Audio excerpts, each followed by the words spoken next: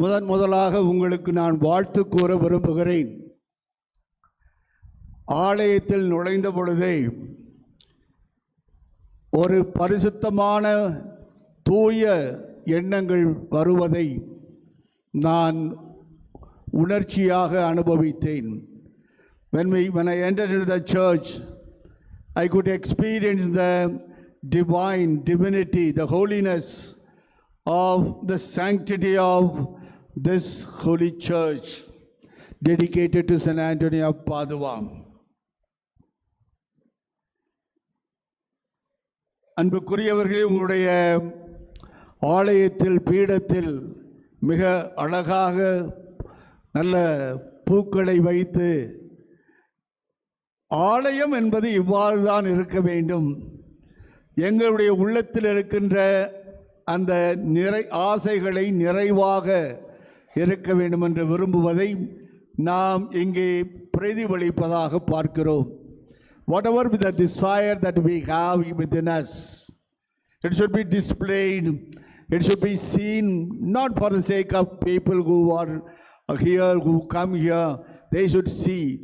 Rather, that is a way that I want to worship my Lord, my God.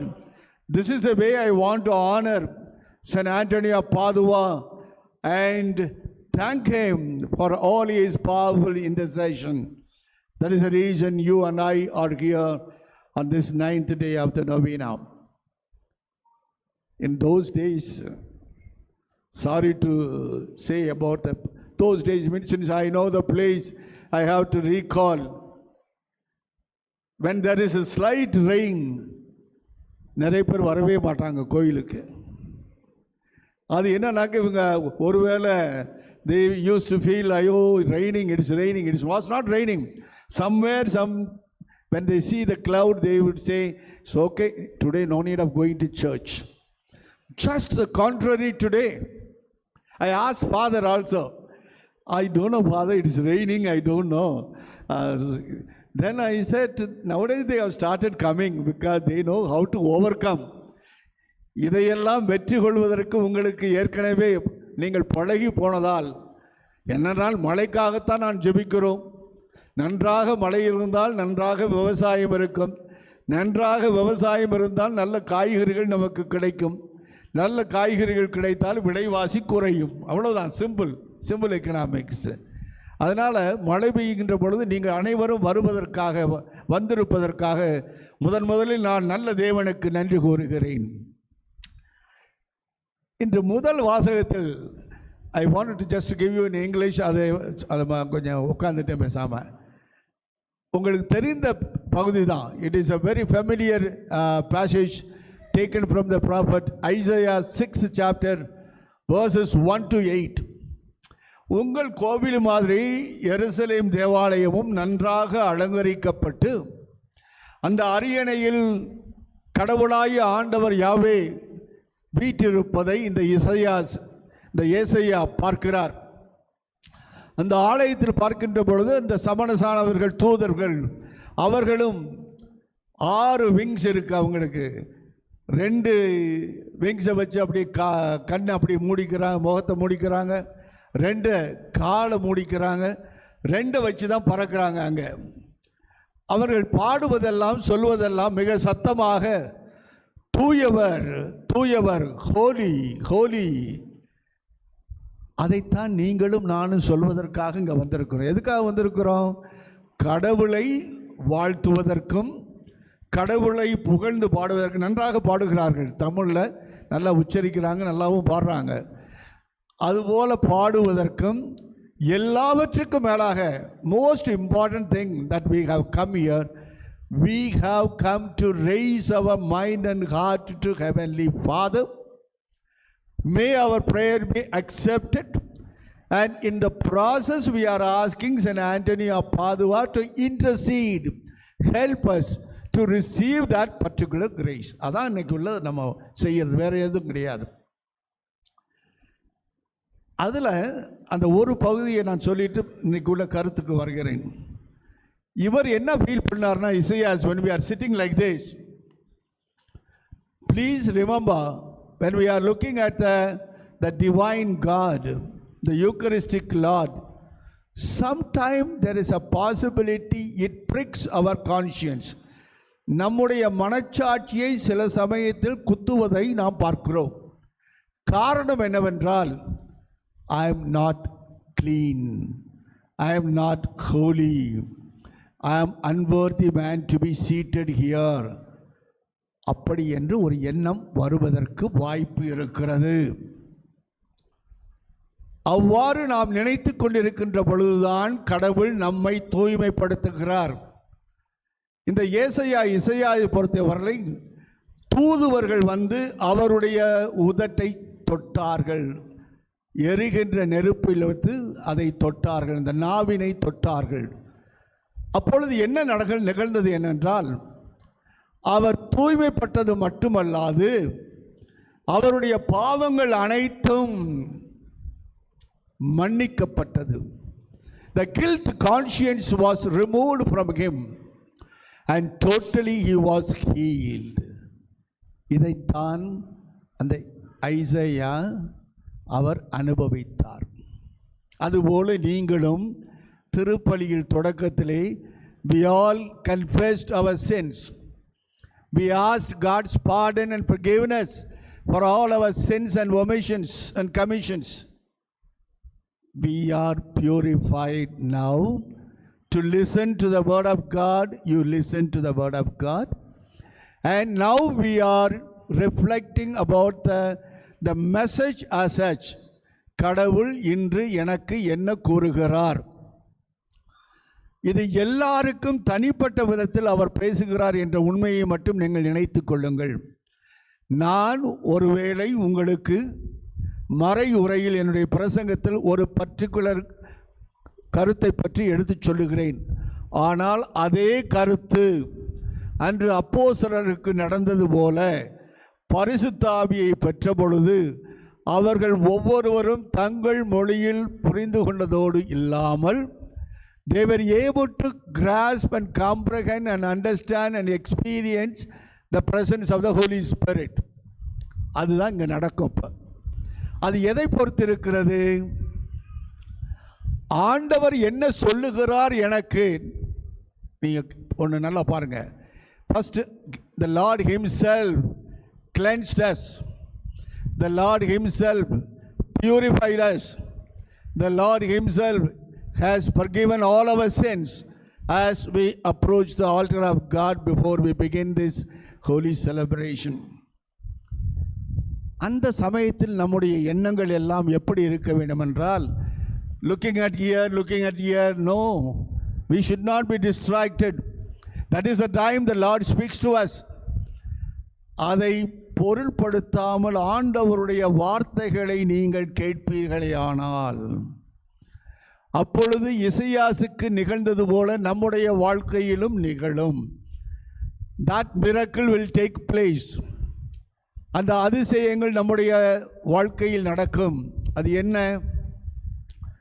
ஆண்டவர் சொல்லுகிறார், என்னுடைய வேலையை செய்வதற்கு who is ready to go? I want to send people for a particular task, particular mission. You have to go and preach the experience that you have during these novena days. Who will go? When the Lord asked him, he said, here am I. நான் உங்களுடைய அடிமையாக இருக்கிறேன், என்னை அனுப்புங்கள், நான் தயாராக இருக்கிறேன் என்று சொல்லுகிறார். ஆம் அன்புக்குரியவர்களே, இன்றைய நவநாளில் 9வது நாளில் இந்த புனித அந்தோனியார் தன்னுடைய இயற்பெயரான பெர்டினாண்ட் என்ற பெயரை வைத்துக் கொண்டிருந்த பொழுது 1195 பிறந்தவர், லிஸ்பனில் பிறந்தவர். 1195. அப்போ என்ன நிகழ்ந்தது? நல்ல குடும்பத்திலிருந்து வந்ததால் அவரும் அந்த அகஸ்டீனார் சபையில் சேர்ந்து ஒரு துறவியாக, he wanted to be a monk, a religious. With that desire only he was there. That was a time like our seminarian boys, brothers, they were given some responsibility in that particular religious formation place. He was in charge, Ferdinand.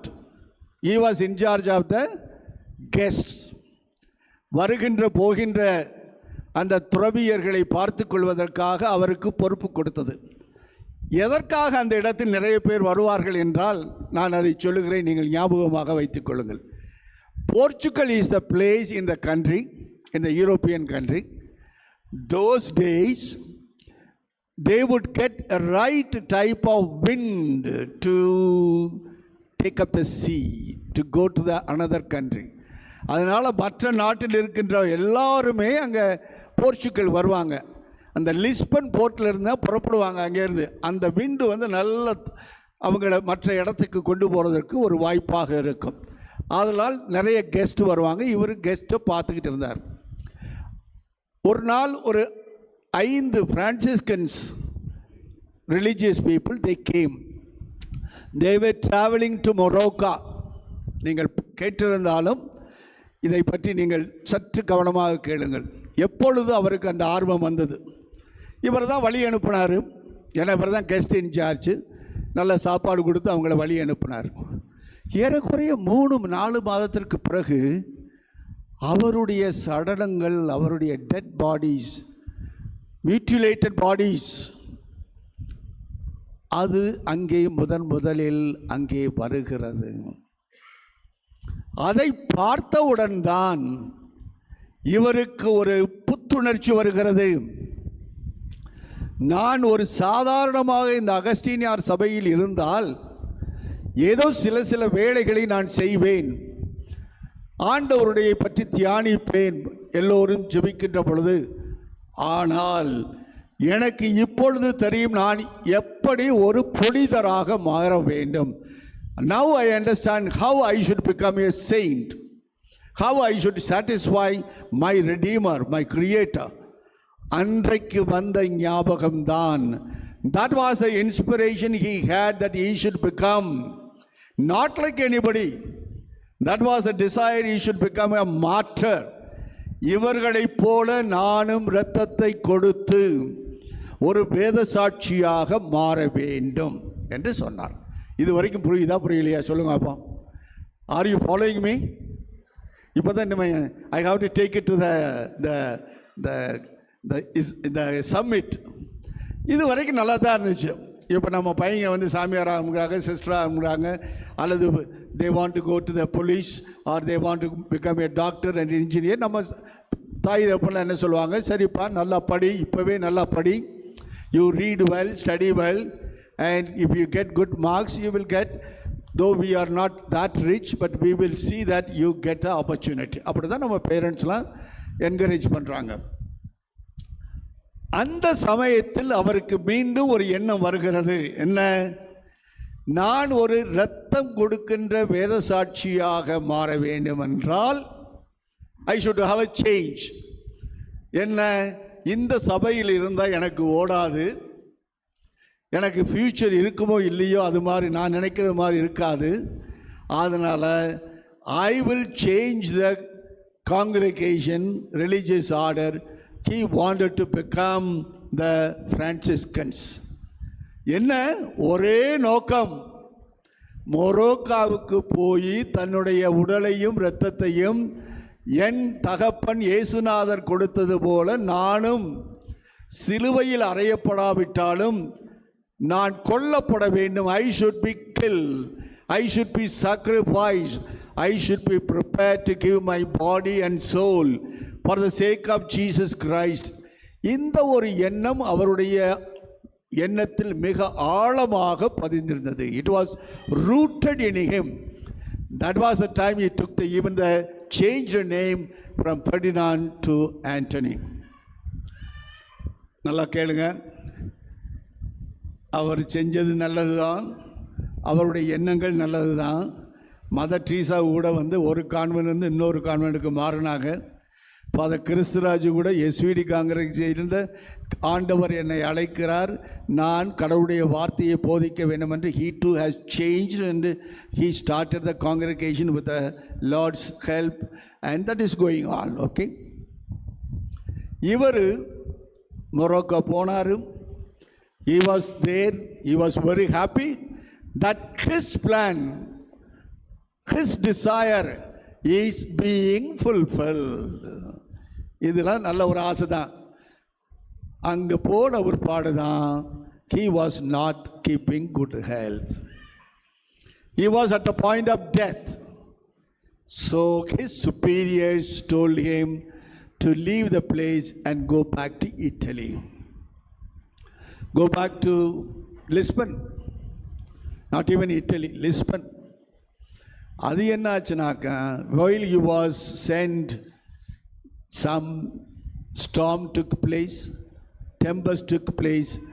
Totally his ship was redirected to Sicily, where he could meet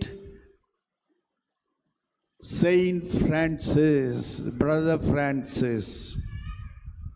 He was disappointed. அந்தோனியார் ஃபெர்டினாண்ட்லேருந்து பேரை மாற்றினாலும் தன்னுடைய விருப்பம் நிறைவேறவில்லையே என்று மிக வருத்தப்பட்டார். அங்கே போன பிற்பாடுதான் தெரிகிறது கடவுளுடைய விருப்பம் வேறு. I may have 101 plans. I want to have a beautiful, bright future. It is my plan. But it is not God's plan. I do not know whether it is God's plan. I should recall with you Jeremiah 29th chapter verse 11. என்ன சொல்லும்? I have a plan for you. Correct. நான் உங்கள் ஒவ்வொருவருக்கும், everyone I have a plan for you. I say this, Jeremiah 29th chapter 11th verse. மறக்காதீங்க. எப்பொழுதெல்லாம் உங்கள் பிள்ளைகள் நான் அதை கேட்டேன் இதை கேட்டேன், அந்த ஸ்கூலுக்கு போகிறேன், இந்த காலேஜில் படிக்கணும்னு சொல்லுவாங்க, ஆனால் ask them to pray whether that is God's will or not. Even பொம்பளை பிள்ளைய, நான் அந்த பையனை தான் கல்யாணம் பண்ணணும், அவனை தவிர வேறு யாரையும் கல்யாணம் பண்ண மாட்டேன். ஏம்மா, அவனுக்கு உனக்கு ஒத்து வராது. இல்லை, உனக்கு தெரியாது. They will fight like that. But tell them without hurting them. What is that? You go and pray first. If it is God's will, it will take place. If it is not God's will, even if you go ahead with your proposal, it can go in a different direction. So இப்போ என்ன வேணும்? முக்கியமானது, அந்தோனியார் அவர் தான் ஒரு மறை சாட்சியாக, இரத்தத்தை கொடுக்கின்ற மறை சாட்சியாக நான் இருக்க வேண்டும் என்று விரும்பிய அவர் ஒருவேளை ஒரு இமேஜினேஷன் பண்ணுங்கள், எங்கள் யங்ஸ்டர்ஸில் you can imagine if he were to become a martyr in Morocco.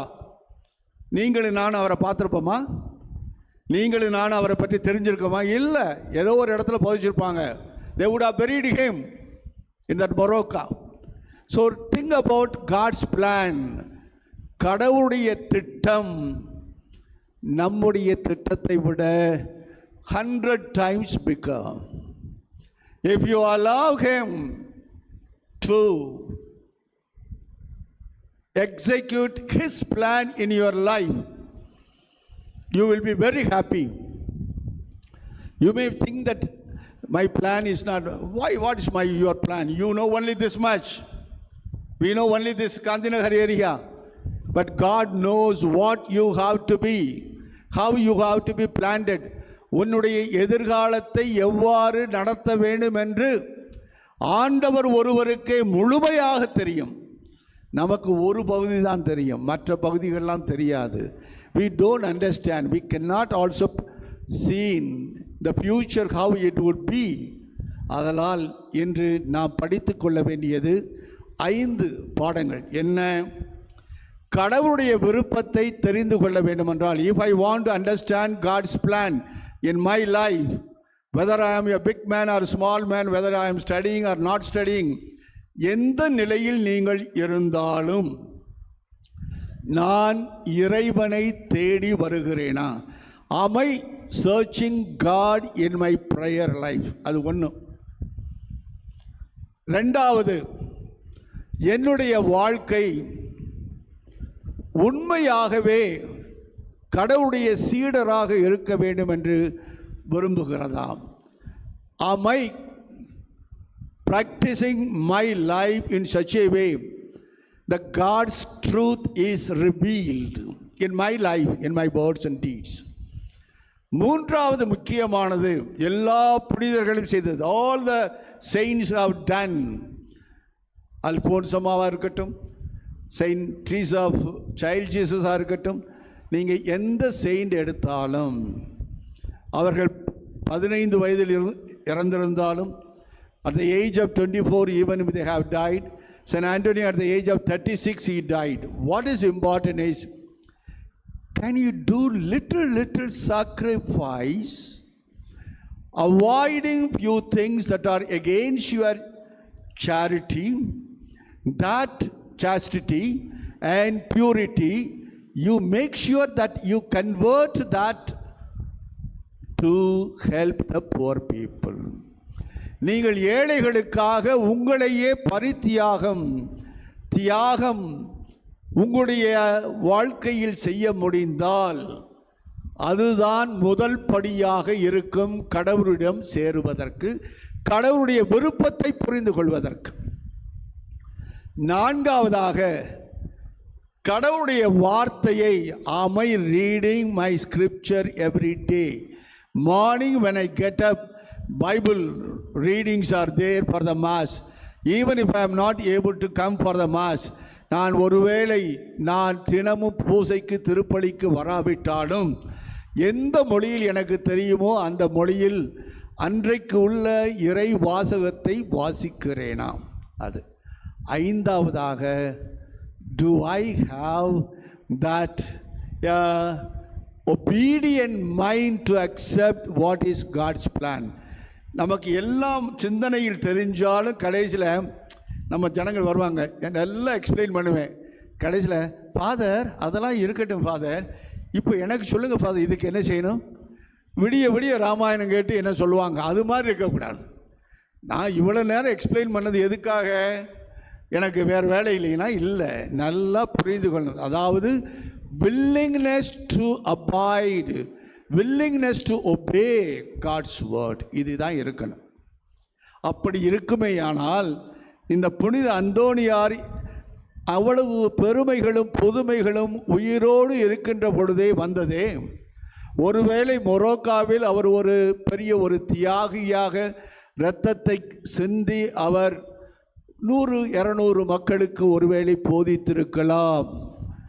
ஆனால் என்று நடமாடும் தெய்வமாக, வாழ்வுகின்ற தெய்வமாக, அவருடைய வாழ்க்கையின் வழியாக, அவருடைய ஜெபத்தின் வழியாக, மன்றாட்டுக்களின் வழியாக நமக்காக பரிந்துரைப்பதால் நாம் மட்டுமல்ல, எத்தனையோ பிற சகோதர சகோதரிகளும் இவருடைய புதுமைகளையும் இவருடைய அற்புதங்களையும் ஆண்டவரிடமிருந்து பெற்றுக்கொள்கின்ற அந்த அருள் வரங்களையும் கொடுத்து கொண்டே இருக்கிறார். அதுதான் ஆண்டவர் மகிமைப்படுத்துகின்ற விதம். அதைத்தான் இந்த ஜான்ஸ் காஸ்பலில் 14th சாப்டரில் 12th வேர்ட்ஸில் நீங்கள் பார்ப்பீங்க, என்னுடைய வார்த்தைகளை கேட்டு அதன்படி வாழுகின்றவர்களை அவர்கள் கேட்பதெல்லாம் நாம் கொடுப்போம், என்னுடைய பரமதந்தையும் கொடுப்பார். ஆனால் அவர்களை இந்த உலகத்திலேயே மகிமைப்படுத்துவேன். I will make them a great people in this world itself. அதுதாங்க கடவுள் என்று நமக்கு சொல்லுது. என்ன நீங்கள் நினைக்கலாம், கடவுள் என்ன நினைக்கிறார் உங்களுடைய வாழ்க்கையில், அதற்காக நீங்கள் தியானம் பண்ணுங்கள், ஜெபியுங்கள், கடவுளுடைய வார்த்தையை கேளுங்கள். The word of God will certainly give you the right type of decision. At the same time, you should be humble enough to follow God's direction. Jesus himself was always listening to the God the Father, and he was ready to give his life in order to fulfill the plan of God on this earth for you and for me. இறுதியாக புனித அந்தோணியாரை போன்று எல்லா நாட்களிலும் நாம் இறைவனை துதிபாடுகின்ற மக்களாக வாழ வேண்டுமென்றால் நம்முடைய குடும்பங்களில் முதலில் கணவன் மனைவி பிள்ளைகள், you should have a good family. அதுக்கு ஒரு செகண்ட் இதுவும் கிடையாது, நோ சப்ஸ்டிடியூட். நல்ல குடும்பங்களாக நீங்கள் மாறுவீர்களே ஆனால் புனித அந்தோணியாருடைய அபரிவிதமான கொடைகள் உங்கள் மீது எப்பொழுதும் இருக்கும். பணம் இல்லாமல் இருக்கலாம், ஒருவேளை உங்களுக்கு பல கஷ்டங்கள் இருக்கலாம், ஆனால் இறைவன் கொடுக்கின்ற அந்த கொடையான அமைதி உங்களில் இருக்கும். இரண்டாவதாக, உங்களுடைய பிள்ளைகளை எல்லாம் இறைவனுடைய ஞானத்தை பெற்று விசுவாசத்தை பெற்று நாம் எதிர்நோக்கி இருக்கின்ற அந்த புண்ணியமான இறைவன் கொடுக்கின்ற அந்த மோட்ச பாக்கியத்தை, இறை அரசை பெற்றுக்கொள்ளுகின்ற மக்களாக இப்பொழுதே நாம் நடந்து காட்டுவோம். மூன்றாவதாக, நம்மை பார்க்கின்ற மற்ற மக்கள் எல்லாம் அவர்கள் வணங்குகின்ற கடவுளுக்கு சாட்சிகளாக, the living witness for the Christ whom they adore and worship and praise him, they will be the witness, they are the witness என்று ஆண்டவர் என்று நமக்கு சொல்லுகிறார். இறுதியாக, நான் யாரை அனுப்ப முடியும், என்னுடைய பணிக்காக நான் சிலரை தேர்ந்தெடுக்க விரும்புகிறேன் என்று சொல்லுகின்ற பொழுது, அன்று இசையா சொன்னது போல, மனம் வந்து here am I, send me, I will be your messenger. In my family, in the place where I am studying, in the place where I am working, the place where I am meeting the people, can I be a truthful servant who receives God's mercy through the intercession of St. Anthony? Then, my dear friends, you are preparing yourself for the beautiful feast on 13th. So நவநாட்களில் மிக முக்கியமானது, எதற்காக நவநாட்கள் வைத்திருக்கிறோம் என்றால், அந்த புனித அந்தோணியாருடைய சிறப்பு அம்சங்களை ஒவ்வொன்றாக பார்த்து கொண்டு, அவற்றில் இன்று முக்கியமானது, நான் ஒரு வேத சாட்சியாக இருக்க வேண்டும். இரத்தத்தை நான் கொடுக்காவிட்டாலும் மற்ற மக்களுக்கு நான் என்னுடைய சொல்லாலும் செயலாலும் உண்மையாகவே என்னுடைய குடும்பத்தில் வாழ்ந்து நல்லதொரு குடும்பமாக, நல்ல மக்களாக நான் இந்த உலகத்தில் நான் வாழ வேண்டும் என்று விரும்புகின்ற தெய்வத்திற்கு நான் நன்றி கூறி, தொடர்ந்து அந்த ஆண்டவருடைய ஆசீர் எங்களுக்கு வேண்டும், எங்களுடைய குடும்பங்களுக்கு அபரிவிதமாக வேண்டும் என்று தொடர்ந்து நாம் செபிப்போம். இன்று அப்பரச காணிக்கையை குருவானவர் அவர் காணிக்கையாக ஒப்பு கொடுக்கின்ற பொழுது உங்களுடைய ஜெபங்களையும் மன்றாட்டுக்களையும் நீங்கள் நினைவு கூறுங்கள். அங்கு இங்கும் பார்க்காமல் குருவானவர் அந்த அப்பத்தையும் ரசத்தையும் காணிக்கையாக இறைவனுக்கு கொடுக்கின்ற பொழுது, அர்ப்பணிக்கின்ற பொழுது, உங்களுக்கு இருக்கின்ற மனதில் இருக்கின்ற துன்பங்களாக இருக்கலாம், துயரங்களாக இருக்கலாம், தேவைகளாக இருக்கலாம், அருளாக இருக்கலாம், you please pray for all your intention so that God may transform each one of us through his body and blood, and he will come and stay with us through the communion. Amen.